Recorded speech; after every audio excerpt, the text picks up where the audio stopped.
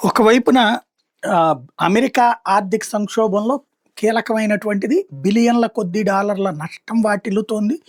తాజాగా జరుగుతున్నటువంటి వ్యవహారాలతో. ఏదైతే అక్కడ వాళ్ళ మధ్యన సమన్వయం లేకపోవడం డెమోక్రాట్సు, రిపబ్లికన్స్ మధ్యన ఇప్పటికి గూడా అక్కడ ఒక రకమైన డూమ్స్‌డే నడుస్తోంది. ఓ దుర్భరమైనటువంటి పరిస్థితి నడుస్తుంది. జీతాలు లేక రెండో నెలలోకి ప్రవేశించినటువంటి సిట్యుయేషన్. ఇంకా పరిష్కారం కనబట్లేదు.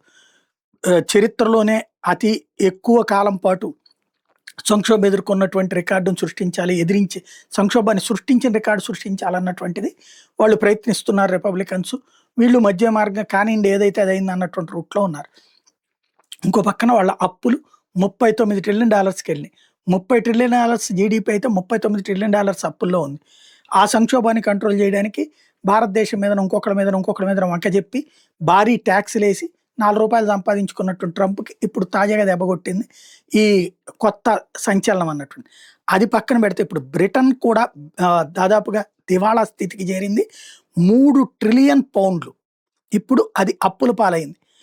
ఓ రకంగా చెప్పండి జీడీపీతో సమానం అనమాట వాళ్ళకి. వాళ్ళ జీడీపీ కూడా దాదాపుగా ఆ రేంజ్‌లో ఉంది. £3 ట్రిలియన్ రేంజ్‌లో ఇప్పుడు అప్పుల పాలయ్యింది.